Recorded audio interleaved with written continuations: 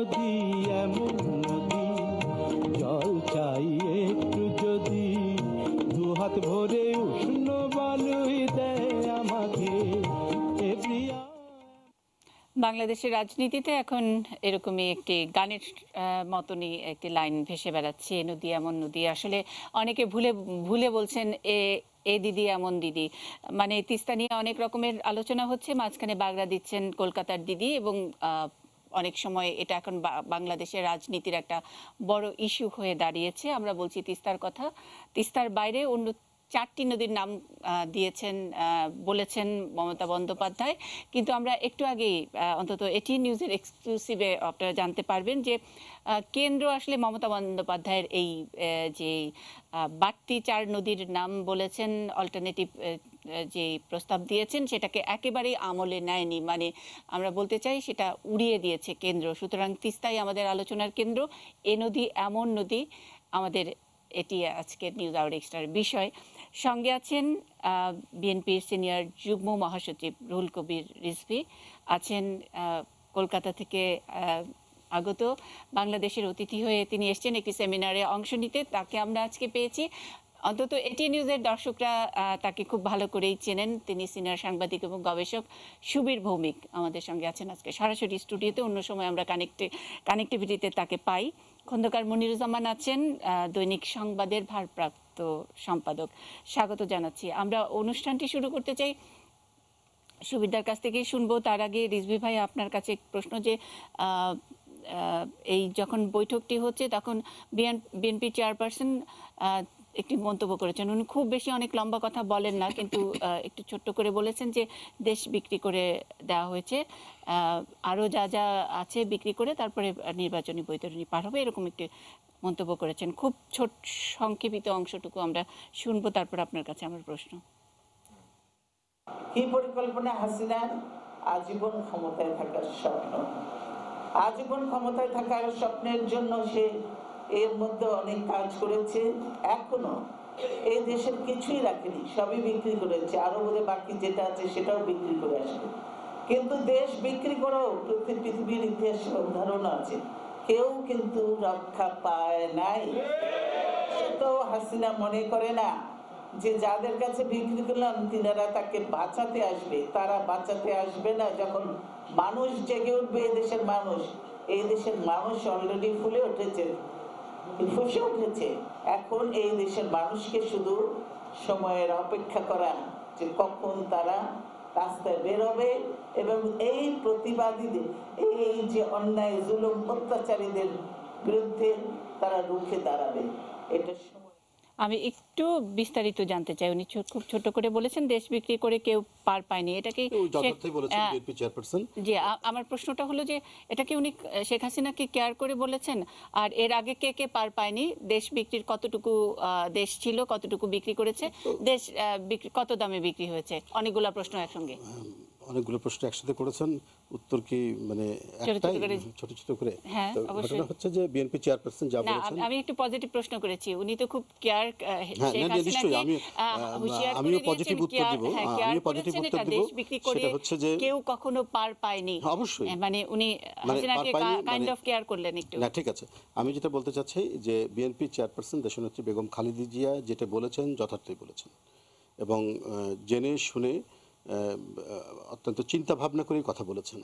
আমি গতকাল একটি লেখা পড়ছিলাম, ভারতের ডিফেন্স স্টাডিজের একজন রিসার্চ ফেলো, তিনি বাংলাদেশে এসছেন, এসে এখানে অনেকের সাথেই কথা বলেছেন, তার মধ্যে আওয়ামী লীগের নেতৃবৃন্দের সাথেও কথা বলেছেন বা আওয়ামী সমর্থিত বুদ্ধিজীবীদের সাথেও কথা বলেছেন। তারাও বিষয়টিকে উনি যেটি লিখেছেন কালকে সম্ভবত প্রথম আলোতে আছে, যে তারাও একটু বিপন্ন বোধ করছেন এবং আত্মঘাতী এই কথাটা কিন্তু বলেছেন আওয়ামী লীগের অনেকেই। সেটা আওয়ামী লীগের সমর্থিত বুদ্ধিজীবী হতে পারে, মানে এই যে চুক্তিটা আপনার প্রতিরক্ষা সহযোগিতা সমঝোতা স্মারকের যে ইয়েটা করেছেন, যে স্বাক্ষর করেছেন, এটাকে আত্মঘাতী বলেছেন।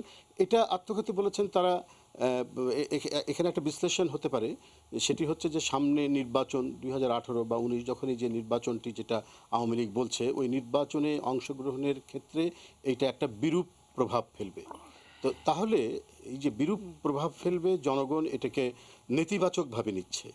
তো যেহেতু নেতিবাচকভাবে নিচ্ছে, সেটা আওয়ামী লীগের মিড র্যাঙ্কিং অথবা উপরের দিকে, অথবা আপনার যারা এখানে তাদের বুদ্ধিবৃত্তিক যে সমস্ত মানুষরা আছেন, যারা লেখালেখি করেন, কলামিস্ট, সাংবাদিক, অধ্যাপক, এরাও বিষয়টাকে ভালো মতো দেখছেন না। এটা কিন্তু ভারতের ডিফেন্স স্টাডিজের একজন রিসার্চ ফেলো এই কথাটি বলছেন, মানে স্টাডি করে আগামী নির্বাচনে আগামী নির্বাচনে এটা বিরূপ প্রভাব প্রতিক্রিয়া হবে। এবং এই যে বিরূপ আসলে আমি একটু পরিষ্কার করতে এটাকে চাই, তারা বলছেন এটা আত্মঘাতী, এটা উনি লিখছেন, এটা আমার কথা। আত্মঘাতী ফর হুম, মানে এটা কি আওয়ামী লীগের জন্য? তাহলে তো আপনাদের খুশি হওয়ারই কথা। আর বিরূপ প্রতিক্রিয়া কোথায় হবে নির্বাচনে যদি হয়? না, এটা আওয়ামী খুশি লীগের হওয়ার তো কথা কেন? আমার যদি সর্বস্ব চলে যায় তাহলে আমার খুশি হওয়ার কথা কি? ওটা আওয়ামী লীগ ভালো, আমরা তো আপনার তো মানে তো তখন তো অবশ্যই নির্বাচনেরই প্রশ্ন আসছে না। আচ্ছা, রিজু, এটা কে আইডিএস এর কেউ নামটা জানেন? হ্যাঁ, পট্টনায়ক, আমি নাম তো বললাম তো, পট্টনায়ক, শ্রুতি পট্টনায়ক। শ্রুতি পট্টনায়ক, রাইট। আপনি ওটা প্রথম আলোতে এসছে, আপনি এটা পড়ে দেখতে পারেন। আচ্ছা, তো এই যে বিষয়গুলি যেগুলো আসছে, সেগুলো নিয়ে একটা সন্দেহ দানা বাঁধছে। আরেকটা ব্যাপার হচ্ছে যে এটা কিন্তু বাংলাদেশের যারা ইন্টেলিজেন্সিয়া, আপনার যারা কলাম লিখছেন, আইনজীবী, বা এই মানে অন্য দেশের সাথে যে চুক্তির বিষয়ে যারা মতামত দেন, যারা বিশ্লেষণ করেন, তারাও কিন্তু বিষয়টাকে খুব ভালো করে দেখেন। আপনি টিআইবির যারা আছেন, এবং এর মধ্যে যারা অনেকেই আছেন বিদ্বজ্জন, আমি বলবো আর কি। তো এই বিদ্বজ্জন সবাই যে বিএনপি সমর্থক তা নয়, বরং আমরা জানি যে অত্যন্ত মানে তারা ঘুরে ফিরে আওয়ামী লীগের প্রতি একটু দুর্বলতা আছে, কিন্তু তারা স্বাধীন বিবেক নিয়ে কথা বলে। তো এই ধরনের মানুষরাও আমরা দেখেছি যে তারা কিন্তু এই বিষয়টা বলেছেন যে এটা পার্লামেন্টে বিশ্লেষণ হওয়া উচিত ছিল, আলোচনা হওয়া উচিত ছিল, এইটা সামনে আসা ছিল।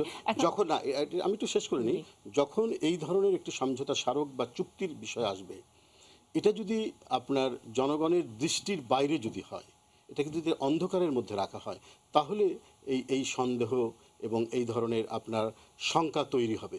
এবং তাতে মনে হবে যে আমাদের যে টেরিটোরিয়াল সভরেনিটি, এই টেরিটোরিয়াল সভরেনিটিটা এটা বিক্রি করে দেওয়ারই এটা শামিল কিনা। তার মানে আপনারা এই যে এমওইউ যেটা হয়েছে প্রতিরক্ষা সহযোগিতা, সেটাকে আপনারা দেশ বিক্রির কথা বলছেন। আপনি জনস্বার্থকে বা জনমতকে অগ্রাহ্য করে করবেন, লুকিয়ে করবেন, কাউকে জানান দেবেন না, তখন তো এটা স্বাভাবিকভাবেই জনগণ এই জিনিসটাই ভাবছে। আপনি যদি একটা ক্রস সেকশন সার্ভে যদি করেন সারা বাংলাদেশে, আজকের কিন্তু মতামতগুলো এইটাই এসছে। আপনি অনেক সংবাদপত্র কিন্তু সার্ভেও করেছে, সেখানেও কিন্তু 97%, কখনো কোথাও 98% এই মতামতগুলি এসছে যে এই সমঝোতা মানে প্রতিরক্ষা সহযোগিতার যে সমঝোতা স্মারকে যে স্বাক্ষর করেছেন, এটার বিরুদ্ধে আপনার এই সার্ভেটা মানে। এবং বিদ্বজ্জনের কথা আপনি বললেন, এবং তাদের কনসার্নটা আসলে যে এটা একটা বিরূপ প্রতিক্রিয়া করবে নির্বাচনে, আগামী নির্বাচনে আওয়ামী লীগে সাফার করতে বেগম খালেদা জিয়ার কথার মধ্যেও একটা তিনি একটু শেখ হাসিনাকে একটু হুঁশিয়ার করে দিয়েছেন যে কেউ পার পায় না, আপনিও পার পাবেন না, সেরকম একটি কথা বলেছেন। পরিণতি তো ইতিহাসে অনেক আছে, সেটা পরিণতি আছে। তার মধ্যে লেন্দুক দর্জি একজন বিখ্যাত, তার যে আপনারা সবাই জানেন আপনারা। তো এইরকম পরিণতির তার পরবর্তীতে কি হয়েছে, সেও এ ধরনের লাল গালিচা সংবর্ধনা পেয়েছিলেন। তৎকালীন যিনি কংগ্রেস সরকার ছিলেন, মিসেস ইন্দিরা গান্ধী ছিলেন, এইভাবে তাকে সম্মানিত করা হয়েছে, তাকে সবকিছু করা হয়েছে। পরে কিন্তু তার পরিণতি আমরা যেটা পড়েছি, জেনেছি, দেখেছি, সেটা পরিণতি ভালো হয়নি। সুতরাং এটা তো আসলে আমাকে রেফারেন্স দিয়ে বলার কিছু না, এটা উদাহরণ দিয়ে বলার কিছু না। যারা আমি যদি আমার বাড়িকে যদি উন্মুক্ত করে দেই, আমি যদি আমার বাড়িতে আমার বাড়ি যদি আপনার যদি ইয়ে হয়, মানে কি বলে যে মানে ভেদ্য হয়, ভালনারেবল হয়, তাহলে তো সেখানে সবাই ঢুকে পড়বে, তখন বাড়ির যে নিরাপত্তা থাকবে না। এইটা বোধহয় বাংলাদেশের লোকজন বুঝতেই পারে যে দরজা খোলা থাকলে হুড়মুড় করে ঢুকে যাবে। আপনারা লেন্দুক দর্জির কথা বললেন, তাদের অভিজ্ঞতা থেকে আপনারা ভীত হচ্ছেন, আপনাদের ব্যক্তিগত কোনো অভিজ্ঞতা নাই বা এই দলের কোনো অভিজ্ঞতা নাই। কিন্তু আমরা কিছুদিন আগে আমরা তো অভিজ্ঞতা পাবো অন্য দেশের উদাহরণ থেকে, আমরা তো অভিজ্ঞতা পাবো ইতিহাস থেকে, আমরা তো এইভাবেই তো মানুষ অভিজ্ঞতা তারা সঞ্চয় করে, এবং অভিজ্ঞতা সঞ্চয় করেই তো আমাকে ওইভাবেই স্ট্র্যাটেজি নিতে হবে, কৌশল নিতে হবে। আমরা আমাদের ইয়েকে কি বলে যে আমরা আমাদের নিরাপত্তাকে ওইভাবে নিতে হবে। আর যে কথাটি বললাম, আপনি যখন জনমতকে কিছু বলছেন না, জনমতকে না বলে মানে জনমতের মানে আপনি প্রতিধ্বনি করলেন না, সেটা না করে আপনি করে গেলেন। আমাদের প্রধানমন্ত্রী যখন যাচ্ছেন এবং এই কথাটা যখন খুব চাউর হয়েছে, প্রচারিত হচ্ছে এবং আওয়ামী সমর্থিত একটি ইংরেজি পত্রিকায় প্রথম যখন প্রকাশিত হয়েছে তখন থেকেই সারা দেশব্যাপী এটা কিন্তু হইচই হচ্ছে, এটা নিয়ে কথা বলছে। এটা যে শুধু বিরোধী দলগুলো কথা বলছে তা না, এটা বিভিন্ন সামাজিক সাংস্কৃতিক সংগঠন এবং যারা বিশ্লেষণ করেন। আপনি নিশ্চয়ই জানেন এবং কিছুদিন আগে মানে এই ভারত সফরের আগে সেদিন সেই শোতে সুবীর ভৌমিক আমাদের সঙ্গে কানেক্টেড হয়েছিলেন কলকাতা থেকে, যেদিন নাকি মহিলা আওয়ামী লীগের অনুষ্ঠানে প্রধানমন্ত্রী একটা বড় রকমের মন্তব্য করেছেন, যেটা খুবই সেন্সিটিভ বলে সবাই একটু ভয় পেল, যে রয়ের লোকজন এসে বিএনপি হাওয়া ভবনে বসে থাকতো, তারপরে গ্যাস এক্সপোর্ট ইত্যাদি নানান ইস্যুতে তারপরে বিএনপি 2001-এর নির্বাচনে বিএনপিকে ক্ষমতায় এনেছিল। আমি আপনাকে এই অভিজ্ঞতা থেকে কি আপনারা বললেন নাকি লিন্দুকদর্জি জাস্ট ফর ইতিহাসের থেকে বললেন? না, আমরা বলেছি উনি তো প্রধানমন্ত্রী বলছেন রেটরিক, র হচ্ছে ভারতের একটা কেন্দ্রীয় গোয়েন্দা সংস্থা। ওইটা কিন্তু আপনারা খুব প্রেস কনফারেন্স করে কখনো ওইটার অসংখ্যবার বলেছি, হয়তো আপনারা খেয়াল করেননি, আমরাও এটা বলেছি এবং আমরা এটাও বলেছি যে এটার কোনো কারণ নেই, কারণ ভারতের একটি সানডে পত্রিকা একটি ছিল একসময়, সেখানে উঠেছিল যে ভারতের গোয়েন্দা সংস্থা এটি রাষ্ট্রপতি জিয়াউর রহমান তাকে হত্যার সাথে জড়িত। তো সুতরাং আমরা সব দিক থেকেই দেখেছি, বন্ধুত্ব করতে চেয়েছি আমরা ভারতের সাথে, যে বাংলাদেশের যে ইকুয়াল মানে আপনার সমতার যে বন্ধুত্ব, সেই বন্ধুত্বর কথা আমরা বারবার বলেছি। আমরা অনেকবার ক্ষমতায় ছিলাম, সেই ক্ষমতা যাওয়ার ক্ষেত্রে এমন কোনো ঘটনা হয়নি। হ্যাঁ, যে সমস্ত বিষয়ে আমাদের সমস্যা আছে, দ্বিমত আছে, যেগুলো নিয়ে ঝামেলা আছে, তর্কাতর্কি আছে, সেগুলো আমরা সমালোচনা করেছি কঠোরভাবে। আমরা আমাদের দাবি আদায়ের ক্ষেত্রে সেটা আমরা উচ্চারণ করেছি, কিন্তু যে মানে এই এবং সেই ক্ষেত্রে রয়ের সহযোগিতা নিয়ে ক্ষমতায় আসতে হয় নাই, সেটা আপনারা বলেন। রয়ের এটা তো এত সহযোগিতা নিয়ে মানে বাংলাদেশের এত বড় করে দেখো, রর কার ক্ষমতা নেই, মানে বাংলাদেশে কাউকে ক্ষমতায় বসায়, যে মানে এটা কি একটা পাগলও তো বুঝে, শিশুও তো বুঝে যে মানে ভারতের নীতি নির্ধারকদের কাছে কতখানি তারা জনপ্রিয়, কতখানি কি না মুন্নি এটা বুঝে না। র ইজ নট আইএসএ। রয়ের যদি ক্ষমতা না থাকে তাহলে কি এই যে প্রতিরক্ষা সহযোগিতা চুক্তির কি ক্ষমতা আছে কোন দলকে ক্ষমতায় রাখা অথবা আনা বা না রাখা? প্রতিরক্ষা চুক্তির পুরো ব্যাপারটা ভারতে মিনিস্ট্রি অফ ডিফেন্স, আর্মি এরা দেখে। র ইজ নট আইএসআই। আইএসআই যেমন সব কিছুতে একটা ডিপ স্টেট, তাদের একটা প্রভাব, এটা র না। র কিন্তু সব কিছু পলিটিক্যাল ক্লিয়ারেন্স ছাড়া র কিছু করার ক্ষমতা। ইন্দিরা গান্ধী যেদিন চেয়েছিলেন যে পার্বত্য চট্টগ্রামে ভারত হস্তক্ষেপ করবে, সেদিন র সে কাজটা করেছে, কিন্তু র cannot go and tell Indira Gandhi যে আমরা এটা করবো এবং তুমি সাইন করো, যেটা আইএসআই নওয়াজ শরীফকে বলতে হবে। এটা বোঝা দরকার। 2 নম্বর কথা হচ্ছে, আমার মনে হয় এইটা রিজভি ভাইয়ের কথাটা ঠিকই, যে this is largely rhetoric. Bangladesh is not Sikkim. Lhendup Dorji বলছেন বাংলাদেশ সিকিম না, Bangladesh is a power. Bangladesh is the strongest state in South Asia. You look at it demographically, it's a homogeneous state, it's not so easy. এবং তার যে অবস্থান, ভারতকে যদি উত্তর পূর্বাঞ্চল ঠিকঠাক করে রাখতে হয়, বাংলাদেশের সহযোগিতা ছাড়া এটা কোনোদিন সম্ভব না। মানে আমরা এই কারণে বাংলাদেশ আর সিকিমকে এক চোখে দেখা এটা ভুল। 2 নম্বর কথা হচ্ছে দেশ বিক্রি করে দেওয়ার যে এই দেশের মানুষ এই লক্ষ লক্ষ লোক প্রাণ দিয়ে যদি পাকিস্তানের বিরুদ্ধে দাঁড়াতে পারে, ভারত বাড়াবাড়ি করলে সেটাও হবে। তাই জন্য এটা আমি মনে করি না যে এখানে কেউ কোনো বিক্রি টিক্রি এইসব ব্যাপার ট্যাপার, আই ডোন্ট বিলিভ দিস। হ্যাঁ, একটা ব্যাপার আছে, এটা ফ্রম এ মিলিটারি পার্সপেক্টিভ, এবং I know the army, I been in it, okay, I been A part of it. আমি এইটা বুঝি যে আজকে এই যে স্টাফ কলেজ এক্সচেঞ্জ হবে, ভারতের ট্রেনিং ভারতের মনে হতে পারে যে বাংলাদেশের সেনাবাহিনীর অনেক লোক গিয়ে চীনে ট্রেনিং নিচ্ছে, এই নিচ্ছে, আর আমাদের এখানে আসুক। বাংলাদেশ আর্মি যদি ভারতকে মেজর থ্রেট মনে করে, it suits them to send their people to India to understand what is India. India ব্যাপারটা কি? আমি যদি তোমাকে শত্রু বলে মনে করি, তাহলে তোমার সাথে আসা যাওয়া, বোঝাপড়া, তোমাকে আমি ভালো করে সাইজ আপ করতে যদি হয়, তাহলে this kind of cooperation is not bad. Military supply, সেখানে আমারও একটা বক্তব্য আছে যে ইন্ডিয়া তো নিজে net importer of military hardware, তো ইন্ডিয়া কী বিক্রি করবে বাংলাদেশকে? একটা জায়গা হতে পারে, কিন্তু সেখানেও একটা সমস্যা আছে, এটা অবজেক্টিভলি আমি বলি। P-51 যেটা ইন্ডিয়ার নতুন প্রোগ্রাম, দেখবে ইন্ডিয়া এয়ারফোর্স বা আর্মি খুব একটা ইন্ডিজেনাইজেশন করতে পারেনি, এখনো মেইনলি ইম্পোর্ট করে। নেভির অনেক কিছু হচ্ছে, কিন্তু নেভি তো আগে ইন্ডিয়ান নেভিকে সাপ্লাই দিতে, তারপরে বাংলাদেশকে। তাই জন্য what is India going to supply, এটা কিন্তু ভবিষ্যতের দিকে বোধহয় একটা ব্যাপার ট্যাপার আছে, যেখানে রাশিয়া, আমেরিকা অনেকেই ইন্ডিয়াতে এখন এই make in India defence production করবে, এবং it is largely going to help them, not India. I can tell you that. এই ইন্ডিয়া নিজে কিছু উৎপাদন করলে তো বাংলাদেশকে দেবে। কি উৎপাদন করে ইন্ডিয়া? 90% অফ ইন্ডিয়ার ডিফেন্স রিকোয়ারমেন্ট ইজ ইম্পোর্টস। হ্যাঁ, কিন্তু রাশিয়ানরা এসে এখানে আজকে মিগ, বিভিন্ন ভ্যারাইটির মিগ ফাইটার তৈরি করছে। বাংলাদেশ এয়ারফোর্স আমি জানি MiG-35 চাইছে, MiG-29 চাইছে, রাশিয়ানস উইল বেনিফিট। এই ধরনের ব্যাপার। এখন আরেকটা ব্যাপার আমি মনে করি যে ভারতেরও কতগুলি বাড়াবাড়ি আছে কতগুলি ব্যাপারে, এবং এই যে চীন থেকে দুটো সাবমেরিন কেনা হয়েছে, এইটা নিয়ে একটা হ্যাঁ, এই যে যার কথা উনি বললেন, এরাই কিন্তু লিখেছে সব থেকে বেশি এই IDS। হ্যাঁ, বাংলাদেশ কবেকার সাবমেরিন? এটা মিং ক্লাস সাবমেরিন।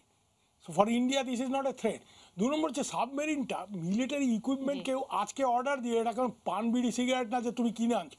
5 বছর আগে কখন বাংলাদেশ এটা করেছিল? যখন বার্মার সাথে সিরিয়াস প্রবলেম হচ্ছে। তা ফলে এই যে ইন্ডিয়ান এস্টাবলিশমেন্ট একটা বাড়তি রিয়াকশন কি হবে? চীন থেকে দুটো সাবমেরিন কেনা হয়েছে, রাতের ঘুম নষ্ট। আমরা যদি কথার পরিপ্রেক্ষিতে বলতে হবে, আমরা একটু নদীর দিকে যেতে চাই, যে তিস্তা একটা বড় ফ্যাক্টর হয়ে দাঁড়িয়েছে। আপনি কিন্তু আমাকে প্রতিটা আমি কথা মানে ক্রমাগতভাবে যতটুকু বলবো সেটাকে বারবার ইন্টারাপ্ট করছেন। আমি দয়া করে আপনি ইন্টারাপ্ট করবেন না। রয়ের যে কথা বলছেন, আমি এখানে ডিবেট করতে চাই না। র আর ISI আমরা কারো আমি আসলে একটা বিষয়টা আমি এই বিষয়টা বাড়াতে চাই না। আমি জি শুধু এখানে বলে না, বাংলাদেশ বলে না, ইন্ডিয়ানরা যেখানে আছে, আমি এটা হচ্ছে রয়ের উপরে লিখিত একটা বই, সেখানেও পড়েছি। আপনার কি বলে যে ফিজিতে ইন্ডিয়ানরা আছে, তারপরে আরও যে সমস্ত মালাবারি ইন্ডিয়ানরা আছে, এখানেও তাদের বিভিন্ন নেটওয়ার্কের মধ্যে তারা কাজ করে। এই সমস্ত আমরা বিভিন্ন বই থেকে। ফিজিতে ইন্ডিয়ান অরিজিনাল লোকজনকে ওরা পিটাবে ওখানে, গভর্নমেন্ট তো র কেন? তাহলে র তাহলে যায়, অন্য দেশেও তাহলে ইন্টারফেয়ার করে, আমাদের দেশেও তাহলে ইন্টারফেয়ার করে, এবং ইন্টারফেয়ার করে সেটা আমরা বিভিন্নভাবেই আমরা বুঝতে পারি। এবং আমি যে কথাটি বলেছি, এটা ইন্ডিয়ান একটি পত্রিকায়, যে জিয়াউর রহমানের হত্যাকাণ্ডের সাথে র একটি ফাইল করেছিল ইন্দিরা গান্ধীর সময়। এর মধ্যে মোরারজি দেশাই যখন চলে এসেছেন তখন ওই ফাইলটা বন্ধ ছিল।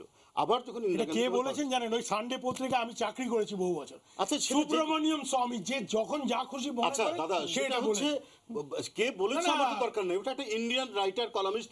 ইন্ডিয়ান রাইটার আমি তো ওটাই বিবেচনা করব, তাকে নিয়ে অবশ্যই করব না। কেন? অবশ্যই আমি ওটাকে ধরব।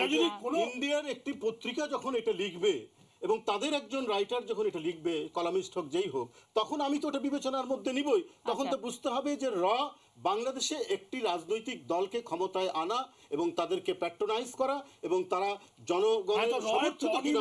আপনাদের লোকজনের সাথে 2001 কম লাফালাফি করে, সেটা তো হচ্ছে তারেক রহমানকে দিয়ে গেছেন দিল্লিতে। ওটা তো ফ্লাইটের নাম্বারটা দেব শুনুন, আপনার উনি তো হচ্ছে, এটা তো প্রধানমন্ত্রী বলছেন না, ওটা আমরা জানি। কন্টাক্ট সবার সাথেই রাখে। হ্যাঁ, ভারত পার্শ্ববর্তী দেশ, আমাদের সাথে কূটনৈতিক সম্পর্ক থাকবেই। তারেক রহমান যাবে, ওটা যে র নিয়ে গেছে, এটা যে আপনাদের আওয়ামী সরকার এবং ভারতের এটা একটি জয়েন্ট ভেঞ্চারের, এগুলো অপপ্রচার। এই অপপ্রচার দিয়েই তারা কর্মকাণ্ড করছেন।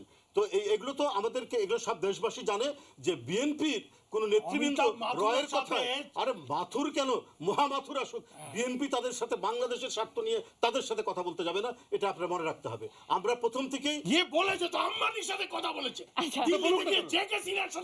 আপনি এত জোরে কথা বলছেন কেন? আমি তো কিসের রং স্ট্র্যাটেজি? আমি উদ্ধৃতি দিয়ে আপনাদের লোক কথা বলছি। আপনি এবং আপনি তো স্বীকারও করেছেন, আপনি সানডেতে আপনি করেছেন, চাকরি করেছেন, আপনি বলেছেন। তো আমি জিজ্ঞেস করেন না। আরে ভাই, আমার জিজ্ঞেস করার আমি দেখবো যে ওই আপনাদের পত্রিকা যখন এটা লিখেছে, এটার একটা বিশ্বাসযোগ্যতা আছে। কে লিখেছে, কি লিখেছে, কে লিখেছে না লিখেছে আমি ধরবো না। আর আপনার কে বাংলাদেশের প্রধানমন্ত্রী কে কি বললো, মাথুর সাহেবের সাথে কার সম্পর্ক, তাহলে ওইটা আপনি ধরবেন কেন? ওটা আপনি তাহলে নিয়ে আসছেন কেন? না, না, ওটা তো আমি নিজে জানি, উনি তো বলেননি মাত্র তো। উনি বলেছেন আর আপনারা যেটা আমি ডকুমেন্টে পাচ্ছি আপনাদের দেখুন এটা হার্ডলি রেটরিক, এটা আই এগ্রি উইথ ইউ যে এই রেটরিকের কোনো গুরুত্ব নেই। বাংলাদেশের মানুষ, বাংলাদেশের ইলেকটোরাল সিস্টেম, বাংলাদেশের মানুষ যথেষ্ট স্ট্রং, এবং এখানে এটা আপনার দেশবাসীকে আপনি খাটো করে দেখবেন না। I am also man of east Bengal origin, এটা আমারও গায়ে লাগে যে এখানে র এসে কাকে ইলেকশন অত সোজা না। শুনুন, অত সোজা না। আমরা জানি দেশটা কার পক্ষে আছে আর কার পক্ষে নাই। জি, আপনার তার মানে একটা বিনা ভোটের সরকারকে আপনি ভারতের পলিসি মেকাররা সেখানে সচিব পাঠিয়ে সেটা তো চীনও সাপোর্ট করেছে, চীন বলেনি? বাস চীন সাপোর্ট করেছে একটা গভর্নমেন্টকে, রাশিয়া সাপোর্ট করেছে, সবাই সাপোর্ট করেছে। আমি এখানে বলেছে যে সরকারের সাথে সরকারের স্টেটমেন্ট ছিল, কিন্তু মনে করার চেষ্টা করুন। বাংলাদেশের অভ্যন্তরীণ ব্যাপারে ভারত যেভাবে নাক গলাচ্ছে, সচিব পাঠিয়ে এরশাদকে ম্যানেজ করছে, এইটা হচ্ছে সরাসরি হস্তক্ষেপ, এবং এই হস্তক্ষেপ আমরা এই হস্তক্ষেপের আমি জাতীয়তাবাদী শক্তি ম্যানেজ ফেলে যাই আমি নয়। খন্দকার মনিরুজ্জামান আমাদের ইন্টারনাল দিতে চাই। আমার সাথে শেখ হাসিনার ঝগড়া আছে, আমার সাথে ঝগড়া হবে, সেটা আমরা মিটাবো, আমরা ঝগড়া করব। হোয়াই ইন্ডিয়া এখানে ইন্টারফেয়ার করবে কেন? Absolutely, I agree with you. এবং আমার বইটা আপনি পড়ে দেখবেন, insurgent Crossfire, enter CST operation র কি করেছে আপনার কোন লোক এত ডিটেইলে লেখেনি যেটা আমি লিখেছি। না সেটা ঠিক আছে, সেটা আপনার ব্যাপার, কিন্তু কথাটা হচ্ছে যে বাংলাদেশের মানুষকে খাটো করে দেখবেন না, র তো কারো অত ক্ষমতা নেই। বাংলাদেশের মানুষকে সেই মানুষের মধ্যেকার লোক তো আমরা। বাংলাদেশের মানুষ খাটো হচ্ছে, বড় হচ্ছে। খন্দকার মনিরুজ্জামান, বিনা ভোটে একটা সরকার হবে, সেই সরকারকে ভারত চারিদিক থেকে সমর্থন দিবে, নিজের কি বলে যে পাঠাবে, কূটনীতিক পাঠাবে, আর তারপরে আপনি বলবেন যে এটার বিরুদ্ধে বলা যাবে না। নিশ্চয়ই বলবো। আমি আপনাকে সুব্রমণিয়াম স্বামী এটা কি লিখে অত লাভ দেওয়ার কোনো কারণ নেই। Very junior researcher of IDS এ কি লিখছে সেগুলি আপনারা বিরাট করে দেখবেন। কেন বিরাট করে দেখবেন? না, you have to understand who is serious. আপনাদের লোকরা লিখছে তো আমরা আপনাদের লোক মানে আমার দেশে হরিদাস পালও আছে। আমার লোকরা কি ভাবছে শুনেন, আমার লোকরা, আমার দেশের লোকটা কোনটা খাটো করে না কোনটা বড় করে এটা আপনি বুঝবেন ভালো, আর আমি বুঝবো না। আমি বাংলাদেশের রাজনীতি না, আমি সেটা বলছি না, আমি বলছি যে ইন্ডিয়াতে সুব্রমণিয়াম স্বামী বলেছেন, তারপরে উনি বলেছেন না, তারপরে উনি please listen, I have read that, আপনি বোধহয় সানডে লেখাটা পড়েন। আমি পড়েছি বলেই আমি আপনাকে বলছি। আমি একটু খন্দকার মনিরুজ্জামানকে একটু এখানে হস্তক্ষেপ কামনা করছি। আমরা নদী নিয়ে কথা বলছি, তিস্তা নিয়ে যে পড়েছি, আমি যেটা পড়েছি সেটা জি, দেশ বিক্রি করার ইস্যু এখন একটা বড় বিতর্কের মধ্যে তিস্তা অনেকটা হারিয়ে গেছে, মানে তিস্তার অবস্থাটা ওরকমই দাঁড়ায় নানান বিতর্কের কারণে। আলোচনাটা যেটা নিয়ে হওয়া উচিত ছিল সেটা নিয়ে হচ্ছে না। প্রবলেমটা হচ্ছে সেই জায়গাটা আমার কাছে মনে হয়েছে। এবং এই যে দেশ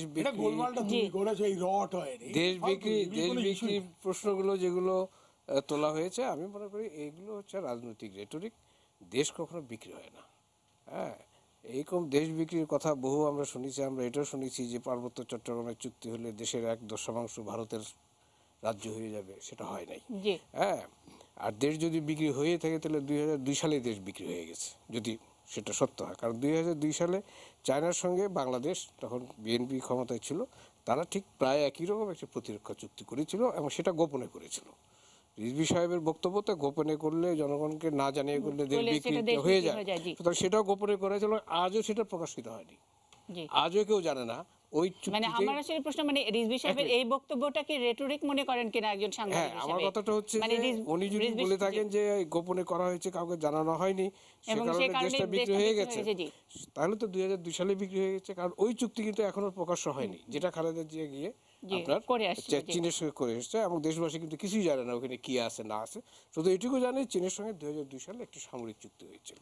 আসলে এগুলি নিয়ে বিতর্ক করার অর্থই হচ্ছে যে আসল কথাটা না বলা বা আসল কথাটা বলতে না দেওয়া। আমাদের সমস্যাটা কোথায়? আমাদের সমস্যা হচ্ছে পানির সমস্যা। আমরা তিস্তার পানি চাই, সেটাকে আমাদের এস্টাবলিশ করতে হবে, সেটাকে আমাদের উইন ওভার করে আনতে হবে। এখন দুটো দেশের মধ্যে সম্পর্কের ক্ষেত্রে প্রধান যে বিষয়টা সেটা হচ্ছে আস্থা এবং বিশ্বাস। দুই দেশের মধ্যে পারস্পরিক থাকতে হবে, যে সরকারি ক্ষমতায় থাকুক, হুয়েভার ইট ইজ। এখন আস্থা এবং বিশ্বাসটা কিন্তু একদিনে হয় না, এটার পিছনে প্রচুর সময় দিতে হয়। বিশ্বাস নিয়ে যখন কথা বলবো তখন নিশ্চয়ই 1 মিনিট হবে না, আমার আসলে 1 মিনিটের মধ্যে বিরতিতে যেতে হবে। এই এখন আমরা রাজনীতির এই যে ডিবেট, সেই ডিবেটের নদীর মধ্যে এখন আছি। আমরা বিরতির পরে এসে দর্শকের ফোনটি নিব। দর্শক থাকুন আমাদের সঙ্গে। নদী এমন নদী জল চাই একটু যদি, দুহাত ভরে উষ্ণ বালুই দেয় আমাকে এ প্রিয়া।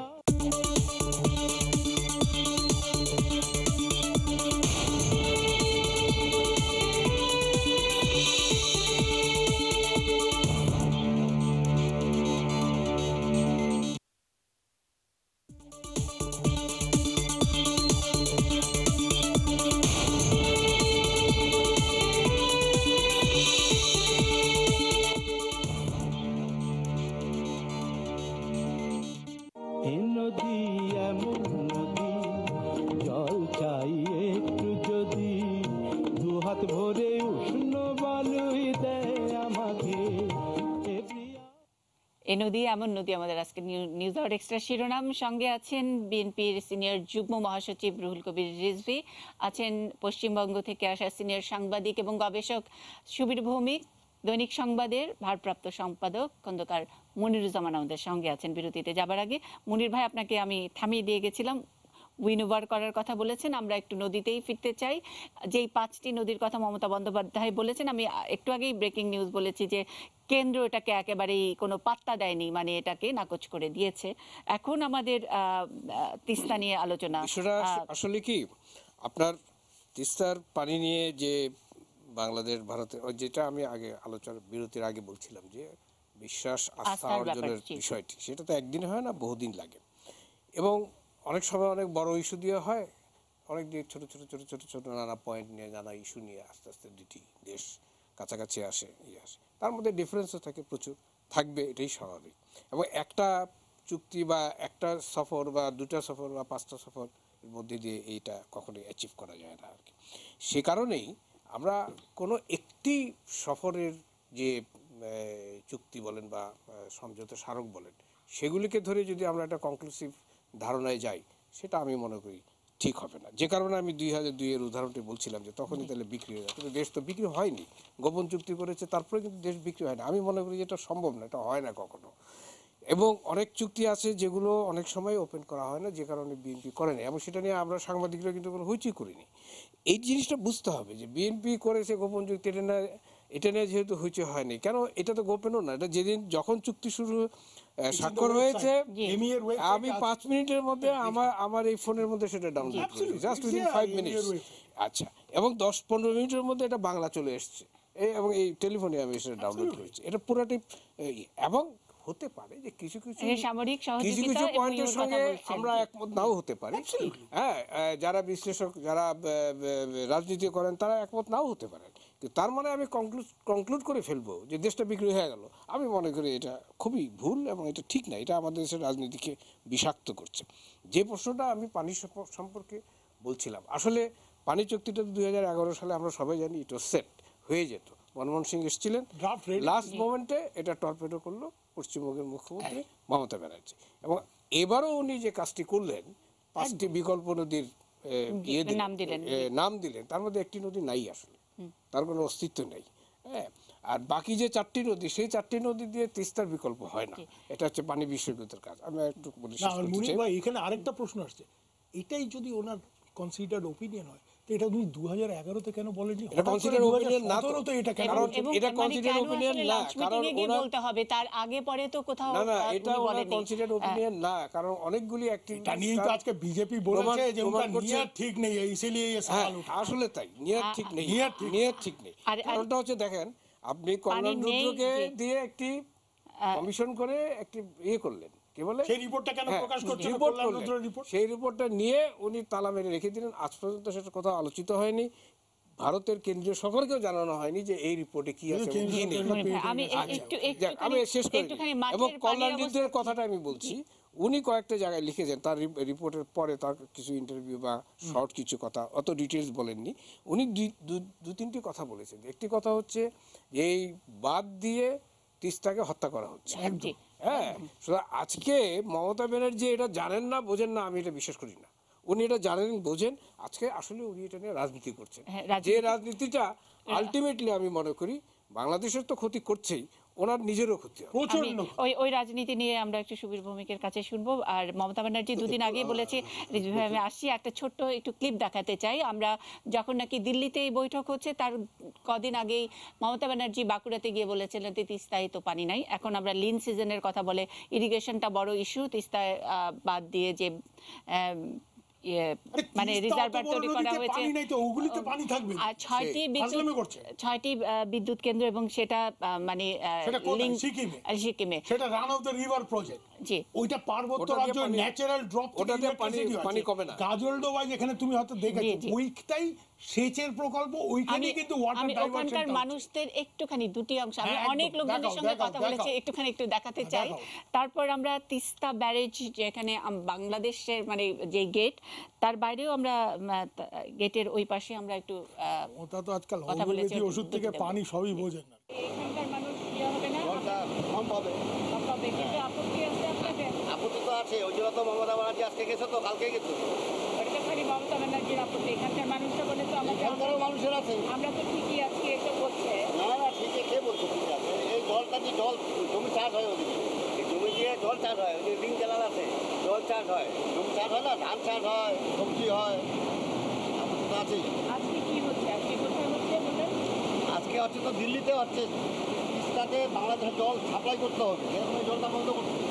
জলটা যে খাইনি আপনি জলটা যাবে, ওইটা তিস্তাতে বাংলাদেশকে জল দিতে হবে, জলটা ইয়ে রোখায় রাখতে হবে, কিছুটা আমাদের চুক্তি হচ্ছে।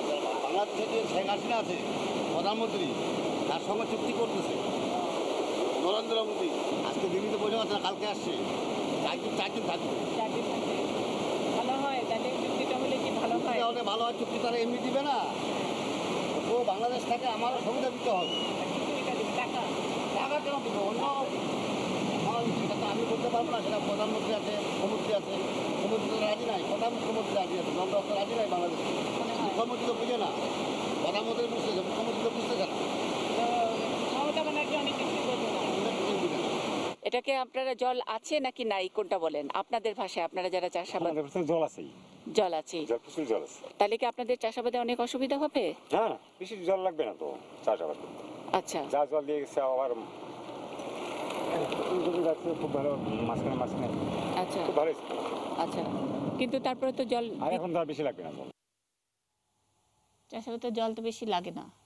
এবং ওখানকার অনেক লোকজনের সঙ্গে কথা বলেছি, কারো আসলে এই চাষাবাদের জলটা কোনো ইস্যু নয়। আমি যে কথাটি বলছিলাম যে আমাদের বাংলাদেশেও যখন আমরা সাধারণ মানুষের কথা, কোনো পলিটিক্যাল জনসভায় যাই, তখন সাধারণ মানুষের পালসটা বোঝার চেষ্টা করি। যদি মঙ্গার এলাকায় যাই, অনেকে বলবে মঙ্গা আমাদের বড় ইস্যু, সুতরাং নেতার কাছ থেকে মঙ্গা ইস্যু নিয়ে কোনো একটা কথা শুনতে চান। ওই এলাকায় অনেক জায়গায় ঘুরে অনেক মানুষের সাথে কথা বলে তারা কিন্তু চাষাবাদের জলটা অতটা না এটা মনে করছে না।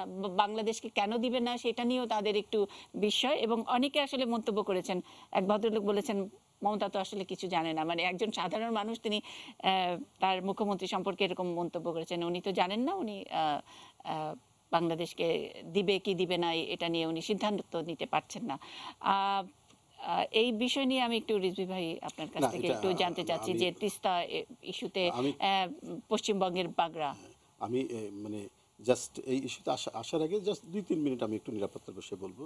যে মনির ভাই যেটা বলেছেন যে চীনের সাথে 2002 সালে যে চুক্তি, এটা কিভাবে করলেন, কি গোপন চুক্তি, যে চুক্তিতে কোনো প্রতিবাদ হয় না, যে চুক্তির কন্টিনিউশন থাকে, সেটা কোনো গোপন চুক্তি নয়। আচ্ছা, বিএনপি করেছিল, চুক্তিটা কি আপনি বলতে পারবেন? সেই যে চুক্তিটা করেছিল, সে চুক্তিটা আপনার অস্ত্র কেনা, না এখনো তো তাই, ডিফারেন্সটা কোথায় আমাকে না, একটা ডিফারেন্স আছে, আমি বলি বলেন। না, এটা ডিফারেন্স হচ্ছে যে এটা নিয়ে সারা বাংলাদেশের মানুষ এটা প্রতিবাদ করে। মানে তখন আসলে না, আমার কথাটা শেষ করতে দিন, আপনি আবার বলবেন, তো আমি আপনার কথার সঙ্গে আমি কথা বলিনি না, সেটাই, হ্যাঁ অবশ্যই, এটা গোপন যদি না হয় তাহলে আপনি বলেন যে চীনের না, এটা কন্টিনিউশন আছে, যে আমরা কন্টিনিউশন আছে, গোপন চুক্তি কন্টিনিউশন, যার কারণে এই কন্টিনিউশনের ইয়েতে আপনার কি বলে যে এখন সাবমেরিনও কিনেছেন বাংলাদেশের প্রধানমন্ত্রী, এবং যে অস্ত্রগুলি কেনা হয় চায়না থেকে, বিএনপির আমলে চুক্তি হয়েছে, এটা কিন্তু আওয়ামী লীগও কিন্তু সেই অস্ত্রগুলো কিনেছে, সেই অস্ত্রগুলো কিনেছে, এখানে কিছু ইয়েটা হয়নি। আমাদের যে মূল যে বক্তব্য, আমাদের যে চুক্তিটা করেছিল তখন কোনো প্রতিবাদ হয়নি, এবং আওয়ামী লীগ প্রতিবাদ করেনি, যে কন্টিনিউশনটা আছে, আমরা চুক্তি করেছি অস্ত্র কেনা, বা সামরিক চুক্তি যেটাই থাকুক, এটার কোনো প্রতিবাদ হয়নি এবং আওয়ামী লীগ ওটাকে মেনটেন করে গেছে।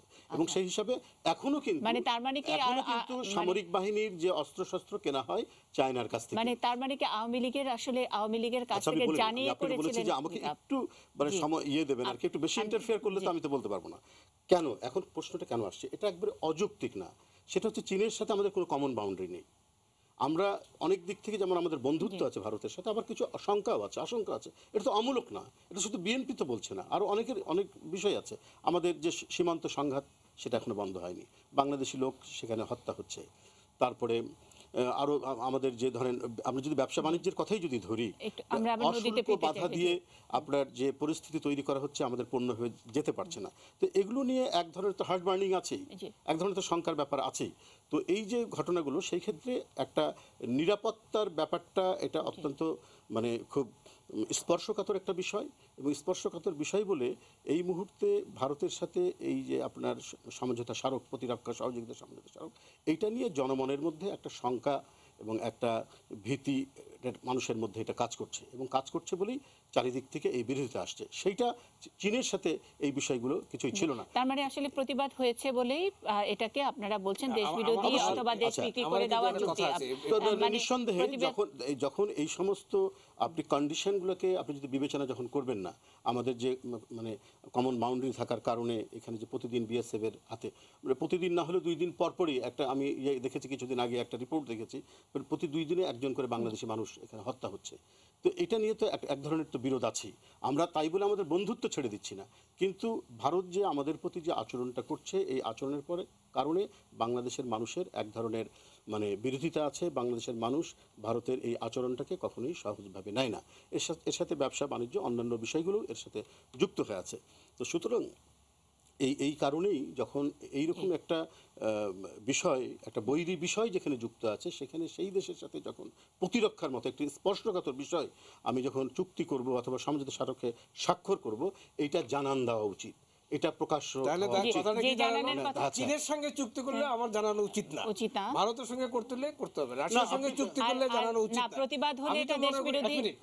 আমি তো আমি এতগুলো আওয়ামী লীগের সাথে না, আওয়ামী লীগের প্রশ্ন না, আমি এতগুলো আওয়ামী লীগের সাথে আমি আপনি এই কথাটা না আপনি রিটেট করেন, আমি আওয়ামী লীগের, আপনি তো তাই আমি উঠে যাব না, I am sorry, I am not, আপনি এটা রিটেট করেন, না আমি আওয়ামী লীগের না, অবশ্যই করতে হবে। আমার পরিচয় এখানে সাংবাদিক, আমি আওয়ামী লীগের নই।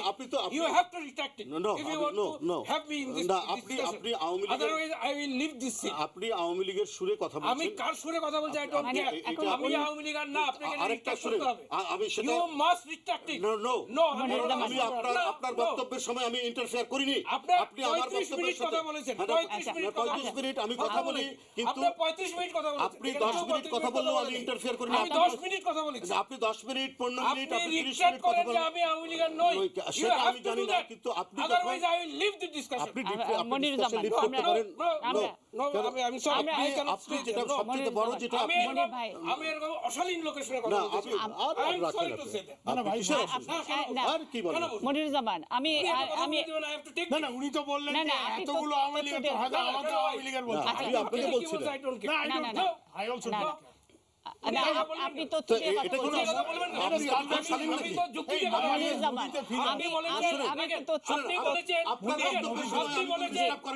আপনি আমার বক্তব্যের সময় ডিস্টার্ব করছেন। আপনি 35 মিনিট কথা বলেছেন, আমি শুনে দেখেছি। আপনি 35 মিনিট কথা বলেছেন। শালীন হয়েছে নাকি? আপনি কোন শালীন কথা বলেন? আপনি তো ডিস্টার্ব করলেন আমি অশালীন আমাকে 10 মিনিট কথা বলতে দেননি। এটাই অভব্য আচরণ। একজন কথা বলার সময় আপনি ডিস্টার্ব আপনি করছেন। অভদ্র আচরণ করেছেন। আপনি অভদ্র আচরণ 10 মিনিট আমাকে কথা বলতে দেন। আপনি 35 মিনিট কথা বলেছেন, আবার বলেন যে কিন্তু আমি যখন আপনি কথা বলবেন, বিরতিতে যাব, বিরতির পরে ফিরছি, দর্শক থাকবেন। কথা বলছেন। জল চাই একটু যদি, দুহাত ভরে উষ্ণ বালুই দেয় আমাকে এ প্রিয়া।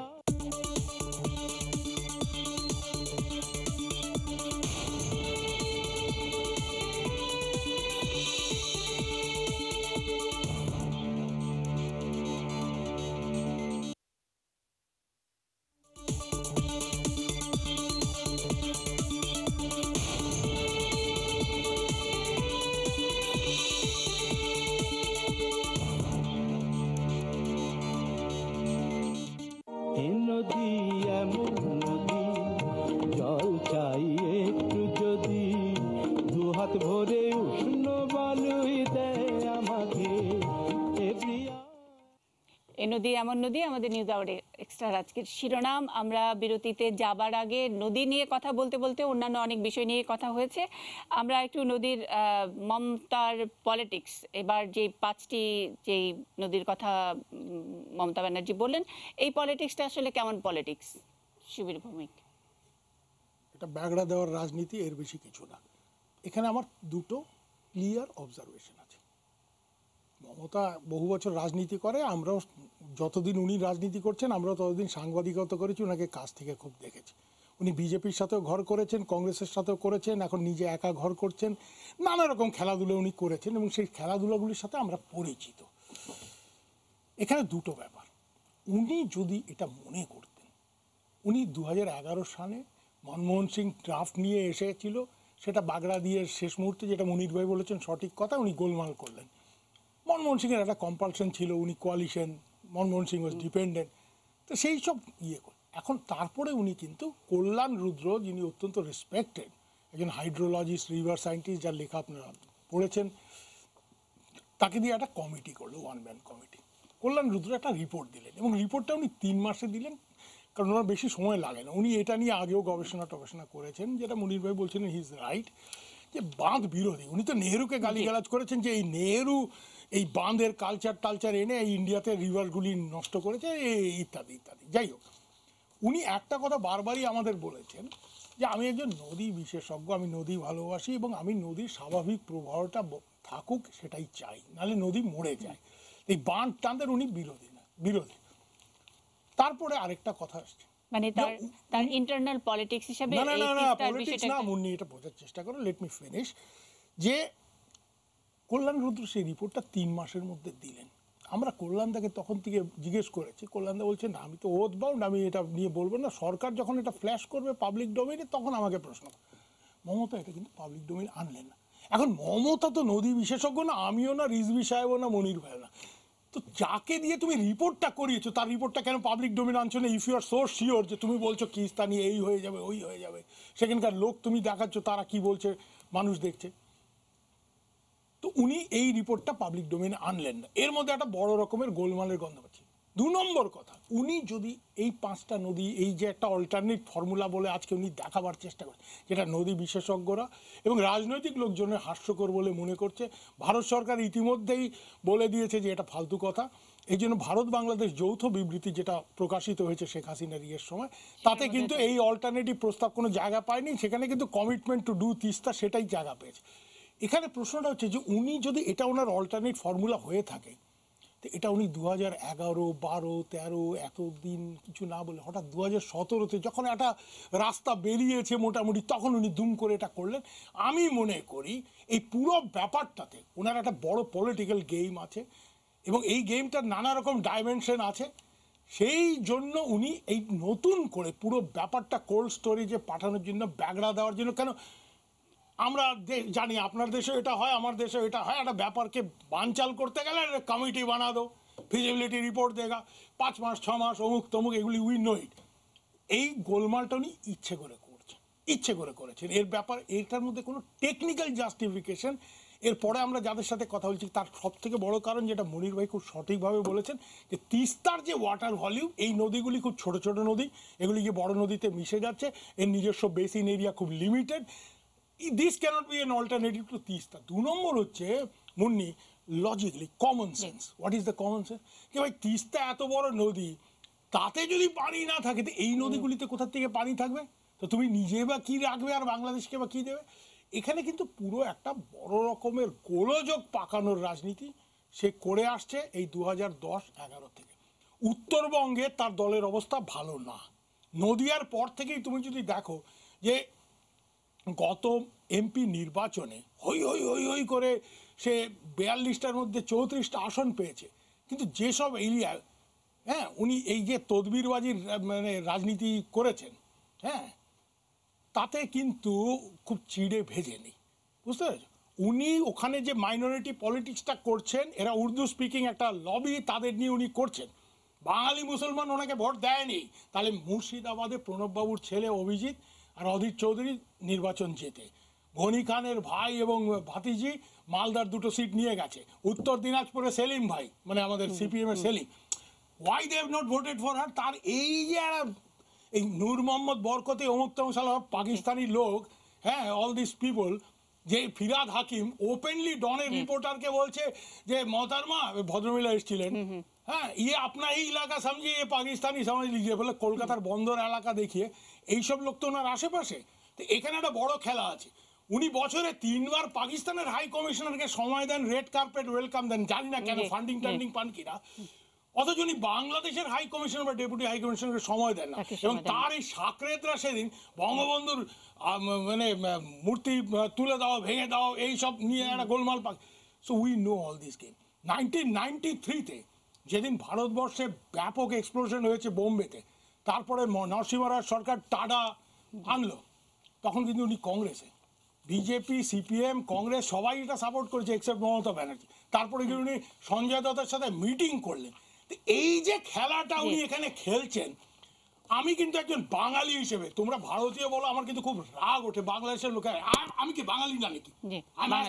এইখানে বাঙালি হিসেবে আমার সব থেকে বড় আপত্তি এইটা, যে আমরা তো খুব হতভাগা জাতি, দেশভাগটাকে আমাদের সর্বনাশ হয়েছে, আবার নতুন করে একটা গোলযোগ উনি সৃষ্টি করছেন, এটা আমরা মেনে নিতে পারি। এখানে যা জল আছে, আমার কথা হচ্ছে যা আছে থালায় আমরা একসাথে বসে খাবো, আমিও নেবো, তুমিও। উনি ইচ্ছা করে যে গোলযোগটা করছেন, এই রাজনীতি কিন্তু কেউ সমর্থন করছে না। আমি এই যে গোলযোগটা করছেন সেই রাজনীতি সমর্থন করছে কি না এটা নিয়ে আমি শুনবো। একটু জল আছে কি জল নেই একটু দেখে আসি। তিস্তা ব্যারেজের সামনেই আমরা আছি, গতকাল সন্ধ্যায় সেই অংশটুকু একটু দেখবো আমরা। লোকজনের সঙ্গেও কথা বলেছি এবং তিস্তা ব্যারেজের কাছে বাংলাদেশের সাইট, দু দেশের মাঝে কমন ইন্টারেস্ট যাতে থাকে এই তিস্তাকে নিয়ে, সেরকম কিছু ব্যারেজ, অন্তত 5টি ব্যারেজের প্রস্তাব করা হয়েছে। অবশ্য যে আনুষ্ঠানিক প্রেস কনফারেন্স হয়েছে সেখানে অত স্পেসিফিক বলা হয়নি, কিন্তু সেটা আরেকটু ম্যাচিউর করার অপেক্ষা রাখে।